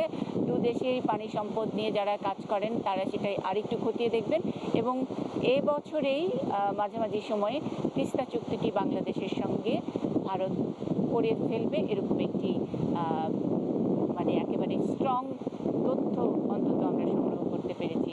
সুতরাং সম্পর্ক যদি বহতা নদী হয়, সেই নদীটাকে বইতে দিতে হবে। ভারতের এবার দেবার পালা। আমরা বাংলাদেশের পক্ষ থেকে ল্যান্ড বাউন্ডারি বা সিকিউরিটি অথবা নিরাপত্তা সহযোগিতা যাই বলি না কেন, সব দিকেই বাংলাদেশ অনেকটা দেবার মতো মনোভাব নিয়ে এগিয়ে এসছে, অনেক কিছু কার্যকর হয়েছে। কিন্তু ভারতের দিক থেকে নানান কারণে, তাদের রাজ্যের নানা রকমের পলিটিক্যাল ইস্যু আছে, সেসব কারণে বাংলাদেশ তেমন কিছু বন্ধুর কাছ থেকে বা সবচেয়ে বড় প্রতিবেশীর কাছ থেকে পায়নি, বরং দিয়ে এসছে। এবারের সফরের আগে ভারতীয় গণমাধ্যমগুলো বারবারই বলছিল ভারতের এবার দেবার পালা, এবং এই দেবার প্রতিশ্রুতিটি নরেন্দ্র মোদী দিয়েছেন। সেই দেয়া মানে কিন্তু $500 কোটি নয়, সেই দেয়া মানে অন্য কিছু। সাধারণ মানুষরা যাতে এখান থেকে উপকৃত হয় এবং দুই দেশের মানুষের মধ্যে, সাধারণ মানুষের মধ্যে যে আকুতি, এই পারের মানুষরাও যে আকুতি যে কেন আমরা জল ভাগাভাগি করব না, কেন বাংলাদেশের মানুষ কষ্টে থাকবে, সেই আকুতির কথাই আমরা কিছুটা তুলে ধরতে চেষ্টা করেছি। ভারতের ইন্টারনাল রাজনীতির কারণে আসলে সাফার করছে কিনা বাংলাদেশ, অন্তত নদীর প্রশ্নে, নদীর পানির হিস্যার প্রশ্নে একজন রাজনীতিবিদের কাছে জানতে চাই। নিঃসন্দেহে আমি দাদার তো বিশ্লেষণ শুনছিলাম, তো আমার কাছে একটা বিস্ময়কর মনে হয় যে আমি যতটুকু জানি আর কি, যে ওয়াটার শেয়ারিংয়ের ব্যাপারে দুইটি স্বাধীন রাষ্ট্রের কেন্দ্রীয় সরকার তারা সেইটা করবেন, ঠিক করবেন আর কি। মানে এটা টেকনিক্যালিটিস এবং এখানে যারা টেকনিক্যাল এক্সপার্ট আছে দুই পক্ষে, তারা বসে টসে এটা ঠিক করবে। তো এইখানে যে পশ্চিমবঙ্গের মুখ্যমন্ত্রীর যে আপত্তি সব ক্ষেত্রে, তো এটাকে গ্রাহ্যে নিচ্ছে কেন একটা বিষয়। আর একটা বিষয়টা আমি যতটুকু জানি যে পাহাড় থেকে যে পানিটা গড়িয়ে এসে সিকিম থেকে হয়ে ডুয়ার্স বোধহয় একটা জায়গা পশ্চিমবাংলায়, ফুটহিল মানে সমভূমি আর কি, সেখান থেকে এটা বেরিয়ে আসছে। তো এখন ব্যাপারটা হচ্ছে যে এখানে তো আপনার সিকিমের চিফ মিনিস্টারের কথাও তো মানে আসছে না, মমতা তুলছে, হ্যাঁ মমতা তুলছে, এটা অন্য কেউ না। মমতা বলছে পবন চামলিং আমাকে যথেষ্ট পানি দিতে হবে ওই ব্যারেজ ফ্যারেজ। হ্যাঁ, এটা হচ্ছে উনি বলছেন, কিন্তু আপনার সিপিএমের চিফ মিনিস্টার নিজে তো কিছু বলছেন না। সিপিএম মানে সরি, আপনার সিকিমের সিকিমের চিফ উনি তো কিছু বলছেন না। হ্যাঁ, এটা ব্যাপারটা এইখানে আমার কাছে একটু গোলমালে মনে হচ্ছে। যখন আমি দুই দেশের সাথে তো যখন বন্ধুত্ব হবে তখন তো একটা টু ওয়ে ট্রাফিক হবে। টু ওয়ে ট্রাফিক না হয় যদি ওয়ান ওয়ে ট্রাফিক হয়। আপনি দেখুন, যখন মনমোহন সিং আসলেন 2011 সালে, আমরা তার আগে কিন্তু বাংলাদেশে বেশ প্রচার প্রচারণা দেখছি এবার তিস্তার চুক্তি হবে, তিস্তা চুক্তি হবে, ইয়ে হবে, এবং কিভাবে চুক্তি হবে। আমাদের দলের পক্ষ থেকেও কিন্তু যে চুক্তিটা কি ধরনের হওয়া উচিত আমরা আমাদের একটা অবজারভেশন দিয়েছিলেন। আচ্ছা, এরপরে 2015 সালে মুখ্যমন্ত্রী আসলেন পশ্চিমবাংলার। পশ্চিমবঙ্গের মুখ্যমন্ত্রী যখন আসলেন তখন কিন্তু পয়লা বৈশাখের আগে, জাস্ট আমার ইয়েটা মনে নাই, তবে এসছে তখনও কিন্তু বাংলাদেশে এই ব্যাপার নিয়ে কথাবার্তা হচ্ছে, এবং ইয়েতেও যতটুকু দেখছে, আনন্দবাজার পত্রিকার থেকে যতটুকু পাই অনলাইনে, সেখানেও তারা মনে করেছেন যে এটা নিয়ে একটা আলোচনা হবে কমপক্ষে। সেটাও হলো না। তো যাই হোক, এটা কোনো বিষয় না। ভারতের যারা কেন্দ্রীয় সরকার তারা তো তাদের স্বার্থ দেখেই তো করবে, বাংলাদেশের সরকারও তার স্বার্থ দেখবে। তো সেখানে যদি মানে ইন্টারনাল যেটা ঝগড়াঝাটির যে বিষয়গুলো আছে, তো সেটা তো আমরা যারা মানে বাংলাদেশ থেকে সাফার করবে কেন, এবং এটা আসবে কেন? আপনার দানিউব নদী নিয়েও কিন্তু ঝগড়াঝাটি অনেক হয়েছে, কিন্তু ঝগড়াঝাটি হওয়ার পরে কিন্তু একটা সলিউশন এসছে, এবং এটা নিয়ে আর এখন কোনো ঝগড়াঝাটি নাই। কিন্তু এই যে বছরের পর বছর, দশকের পর দশক এই দিচ্ছি দিব আশ্বাসের মধ্যে থাকছে, আমাদের আপত্তিটা যেটা, আমরা যে বারবার যেটা বলি দলের পক্ষ থেকে, যে আমরা যেটা দেওয়ার বিষয় সেটা দিচ্ছি, মানে সেটা তো দিয়ে যাচ্ছে, এবং যেটা জনগণ যে সমস্ত দেওয়ার ব্যাপারে মনে করি যে আপত্তি আছে, বা বিরোধী দলগুলো আমরা যেগুলোর ব্যাপারে আপত্তি তুলছি, আমাদের সরকার সেই আপত্তিগুলোকেও গ্রাহ্য না করে উনি করে যাচ্ছেন। কিন্তু অ্যাট দি সেম টাইম ভারতের দিক থেকে কিন্তু যে পাওনাগুলো আমাদের হওয়া দরকার সেটা কিন্তু আমরা আমি একটু এটা হচ্ছে আমাদের সবচাইতে বেশি একটা মানে বড় প্রশ্ন, সবচেয়ে বেশি মানে এটা একটা বড় প্রশ্ন। দেশবাসীর, এদেশের মানুষ এটাই মনে করে যে এটা তো কেন্দ্রীয় সরকারই এই জিনিসটা তো করে ফেলতে পারে। আমাদের গভর্নমেন্টের সাথে ভারতের কেন্দ্রীয় গভর্নমেন্ট তারাই এই জিনিসটা তো করতে পারে। আমি একটু মনিরুজ্জামান ভাইয়ের কাছে একটু জানতে চাই, ভারতের দেবার পালা এখনো পর্যন্ত যত সম্পর্কের যেই জায়গায় বাংলাদেশ এবং ভারত আছে, অনেক কিছুই বাংলাদেশ এগিয়ে আছে। হ্যাঁ, অবশ্যই দেওয়ার ব্যাপারে তো অবশ্যই বাংলাদেশ এগিয়ে আছে, এবং ভারতের সবচেয়ে বড় কনসার্ন যেটা ছিল তাদের নিরাপত্তা, জঙ্গি ইত্যাদি কনসার্ন, সেই জায়গাটা বাংলাদেশ সলভ করেছে। এবং বাংলাদেশের দিক থেকে ধরেন আরও অনেক এত ডিটেলস আমরা সকলেই জানি, যেমন ধরেন পালাটানা, আগরতলায় ত্রিপুরায় যে পালাটানা বিদ্যুৎ কেন্দ্র হয়েছে, আমরা নদী বন্ধ করে, তিস্তা নদী বন্ধ করে সেখানে বড় বড় জেনারেটর নিয়ে যাওয়া হয়েছে। এটাও কিছু আরও ধরেন আরও অনেক কিছু আছে, তো বিস্তারিত বলার সময় নেই। এখন বিষয়টা হচ্ছে যে কেন্দ্রীয় সরকার, ভারতের কেন্দ্রীয় সরকার কিন্তু বাইলেটারালি এটা করতে পারে বাংলাদেশের সঙ্গে। ভারতের সংবিধানের 253 ধারায় এটা স্পষ্ট আছে। এখন তারপরেও কেন্দ্রীয় সরকার এটা করছে না, এবং যতবারই করছে না ততবারই পশ্চিমবঙ্গের মুখ্যমন্ত্রী কোনো না কোনো অজুহাত, বা যেটা উনি বলেছেন সুবীর ভৌমিক যে বাগড়া দিচ্ছে, কোনোভাবে বাগড়া তৈরি করছে, অজুহাত তৈরি করছে। এটা তো বোঝাই যায় যে এটা একটা তার ইন্টারনাল একটা পলিটিক্স, তার শুধু পশ্চিমবঙ্গের তার একটা ইন্টারনাল পলিটিক্স। আর আপনি যে ক্লিপিংসগুলো দেখালেন সে এলাকার মানুষ, সেখানে পানি থাকা না থাকার বিষয়টা, এটা তো পরিষ্কার যে এখন এটা লিন পিরিয়ড চলছে, এটা চৈত্র মাস। লিন পিরিয়ডে যে পানি, হ্যাঁ, এটা চৈত্র মাস, সবচেয়ে লিন পিরিয়ড হচ্ছে চৈত্র মাস। মানে আমার সহকর্মীরা নিশ্চয়ই আরো ছবি দেখাবে, কারণ আমরা একটু আগে আমাকে দেখা যাচ্ছিল যে এই সাইডে, সেটা হলো স্লুইস গেটের উল্টো দিকে, যেখানে আর বন্ধ করার পরে যেটুকু লিকেজের জল, তার বাইরে ওই পারে একেবারে আসল জল। সুতরাং বোঝাই যাচ্ছে যে পানি আছে। উনি যে বলছেন যে পানি নেই দেবো থেকে, কথাটা যথার্থ নয়। কিন্তু এই পশ্চিমবঙ্গের ইন্টারনাল পলিটিক্সের আমরা কেন শিকার হব? এটা হচ্ছে আমাদের কথা। আমরা তো চাই যে দুই দেশের মধ্যে সম্পর্ক ভালো থাকুক, এবং সম্পর্ক ভালো থাকার জন্য যেই সমস্যাগুলি দ্রুত সমাধান করা সম্ভব সেগুলি দ্রুত হোক, যেগুলি সময় লাগবে সেগুলি আস্তে ধীরে আলাপ আলোচনার মধ্যে আস্তে আস্তে সমাধান হোক, তাই না? অনেক রকম সমস্যা তো আছে। পানিটা আমরা যেটা এখন পর্যন্ত যেটা তথ্য পাচ্ছি তাতে বোঝা যায় যে পানির সমস্যাটা, তিস্তার পানির সমস্যাটা দ্রুতই সমাধান করা সম্ভব। এই জায়গাটায় ভারতীয় কেন্দ্রীয় সরকার আজকে ধরেন দেখেন যে মমতা ব্যানার্জি কিন্তু একটা বিব্রতকর অবস্থা তৈরি করে ফেলছে বাংলাদেশের প্রধানমন্ত্রীর জন্য, ভারতের প্রধানমন্ত্রীর জন্য। ভারতের প্রধানমন্ত্রী বলেছিলেন যে এই দুই সরকারের ক্ষমতার সময়ের মেয়াদের মধ্যেই চুক্তি হবে, জি। তারপরে উনি বললেন যে অল্টারনেটিভ, পানি নাই, দিতে পারবো না, অল্টারনেটিভ। না, ওটা মোদি বলার পর উনি বললেন। হ্যাঁ, সেটা তো বলছি। কারণ মোদির মেসেজটা কিন্তু স্ট্রং মেসেজ। এখন কথাটা হচ্ছে সেই জায়গায় যে এই জায়গাটা যে আর মোদি অটল Indian- বিহারী বাজপেয়ী না মনমোহন সিংহ না, Indian- not dependent on her West for বেঙ্গলের কোয়ালিশন। যে অভ্যন্তরীণ রাজনীতির যে বিষয়টা খেলা মমতা ব্যানার্জি খেলছেন, সেটা কিন্তু ভারতের কেন্দ্রীয় সরকারকে সমাধান করতে হবে। এটা কিন্তু আমরা করতে পারবো না। Absolutely. আমরা ভিন্ন দেশ, তাই না? সুতরাং ভারতের কেন্দ্রীয় সরকারকে সেটা সমাধান করতে হবে। এই জায়গাটায় আমি মনে করি ভারতীয় কেন্দ্রীয় সরকার এখন একটু অ্যাসার্টিভ হওয়ার সময় এসছে, Absolutely. যেটা অতীতে হয়নি। এখন একটা অ্যাসার্টিভ হওয়ার সময় এসছে এবং ভারতীয় কেন্দ্রীয় সরকার তথ্য, ইনফরমেশন এবং অবজেক্টিভ রিডিংয়ের মধ্যে দিয়ে যথেষ্টভাবে দেখাতে পারে যে দেখো জল আছে, পানি আছে, তুমি পানি দিতে পারো, পানি দিচ্ছ না কেন, সুতরাং আমরা চুক্তি করব। সুতরাং জায়গাতেই যাচ্ছে এই কিন্তু জায়গাটা ভারতের কেন্দ্রীয় সরকারের অ্যাসার্টিভ হওয়া উচিত বলে আমি মনে করি। মানে আরেকটা ছোট জিনিস একটু জানতে চাই। এসে আমি একটু অ্যাড করি, দেখুন এই যে টোটাল যে পানি প্রবাহ, এই যে পাহাড় থেকে গড়িয়ে সিকিম হয়ে পশ্চিমবাংলার আসছে, এখানে গজলডোবা একটি জায়গায়, ওখানে ওইখানে তো মেইন ব্যারেজ, মোদি তো সেচে। আচ্ছা, এখান থেকে আমরা যেটা শুনি যে এখান থেকে পানি ডাইভার্ট করা হচ্ছে। অ্যাবসলিউটলি। তো এই পানি যদি ডাইভার্ট সিকিম তো করা হয়, ডাইভার্ট করছে না, ডাইভার্টটা করা হচ্ছে ওয়েস্ট বেঙ্গলে। কেন? সিকিমের প্রজেক্টগুলি রান অফ দ্য রিভার, ওখানে মধ্যে হাইড্রো ইলেকট্রিক কোনো হাইড্রো ইলেকট্রিক, কিন্তু ওই পাহাড়ের ন্যাচারাল টপ। এবং it is in West Bengal যেখানে পানিটা ডাইভার্ট হচ্ছে। কেন? এটা ইরিগেশন প্রজেক্ট। এবং আমি একটু যোগ আচ্ছা, করি, না, এমন জায়গায় নলকূপ ডাইভার্ট একটা করা হয়েছে, আমাদের যে বর্ডার, বাংলাবান্ধা যে বর্ডার, বাংলাবান্ধা বর্ডার থেকে আপনি 10 মিনিট গাড়িতে গেলেই ক্যানেলটা যেভাবে ডাইভার্ট করে উনি এখানে আসামের না, দিকে তাহলে দেওয়া হয়েছে। এখানে আমার যে কথাটা Just একটা আমি যেটা U-turn বলি দাদা, canal, সেটা জি। হচ্ছে যে এই যে যদি পানি টোটাল প্রবাহের মধ্যে পানি যদি আগেই কিছু ডাইভার্ট হয়, তাহলে কোন পানিটা শেয়ার হবে?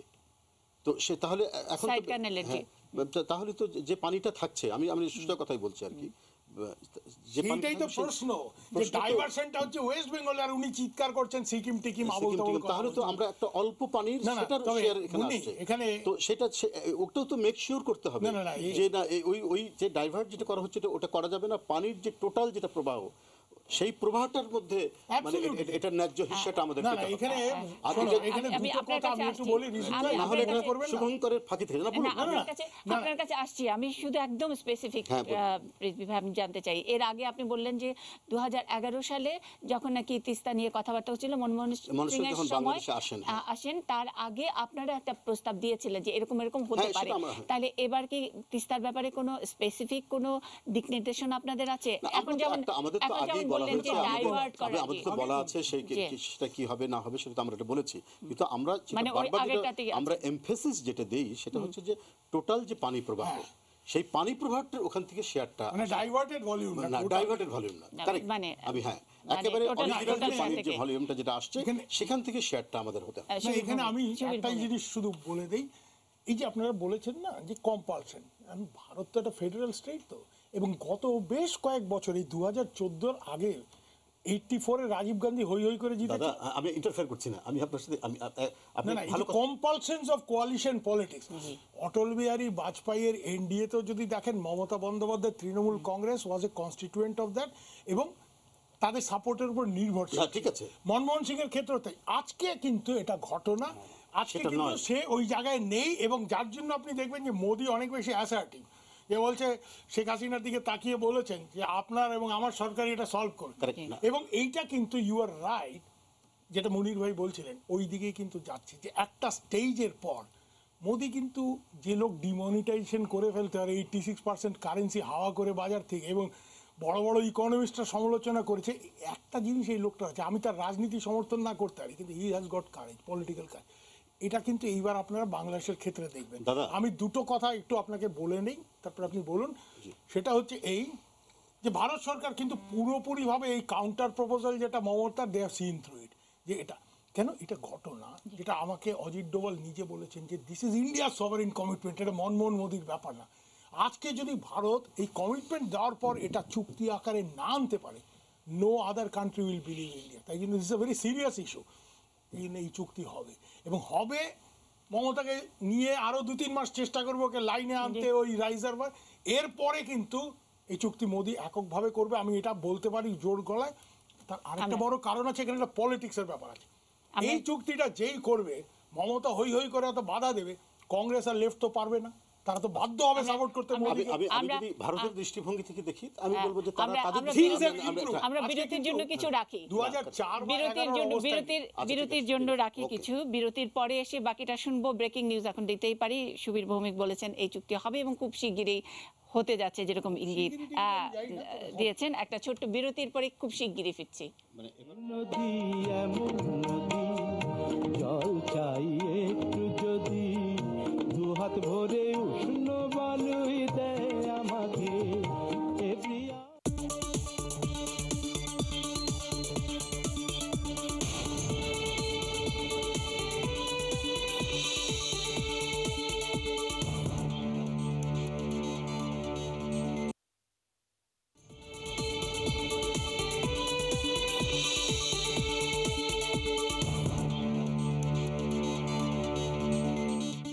এ নদী এমন নদী, জল চাই একটু যদি, দুহাত ভরে উষ্ণ বালুই দেয় আমাকে।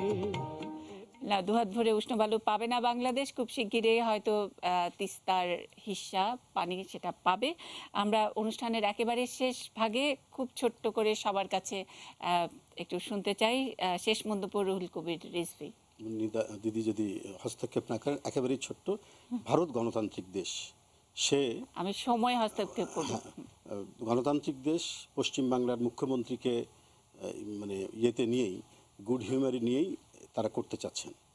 আমি বাংলাদেশের সাথে তুলনায় এটা বলি যে ভারতের সাথে চুক্তি করার ব্যাপারে তো অনেক কথাই আমরা এখানে বললাম।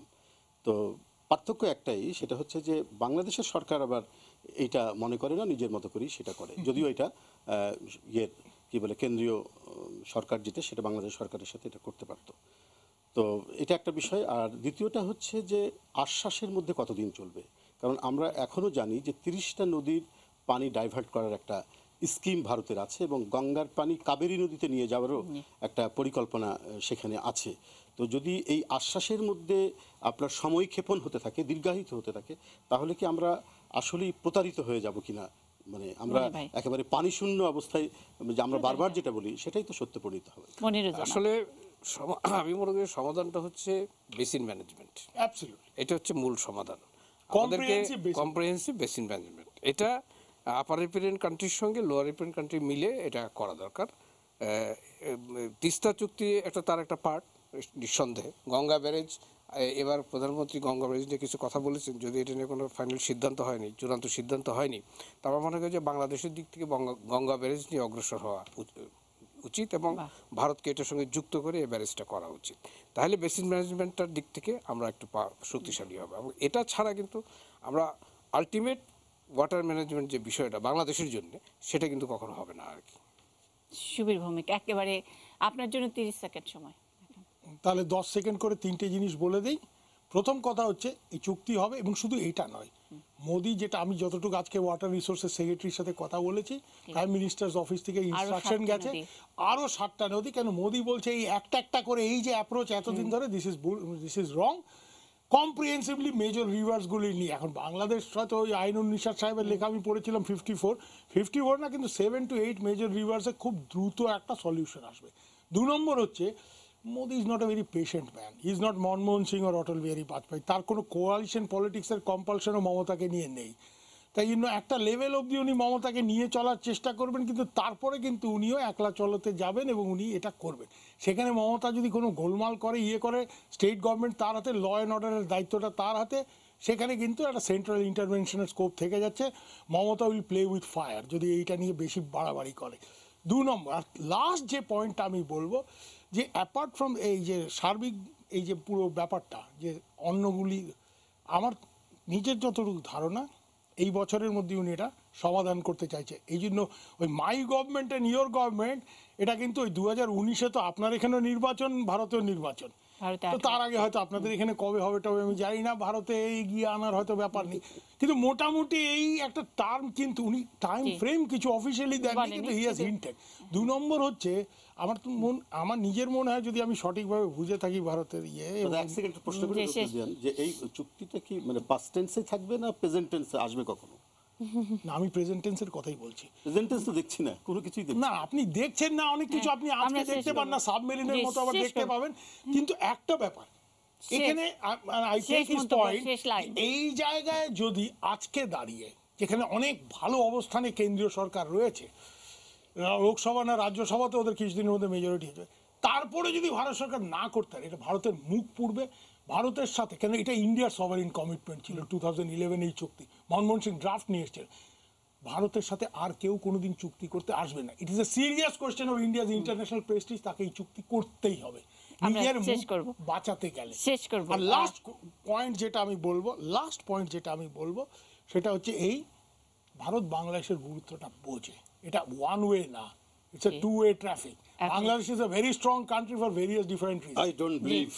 আমরা অনেক ধন্যবাদ সময় দেবার জন্য। যেই নদীর কথা বলছিলাম, এ নদী এমন নদী, অনেকে ঠাট্টা করে এই দিদি এমন দিদি, এই দিদি মমতা দিদির নামের সার্থকতা, যদি ভেতরে মমতাটা না আসে তাহলে নদীর জল নয়, হয়তো আগুন নিয়ে তিনি খেলবেন।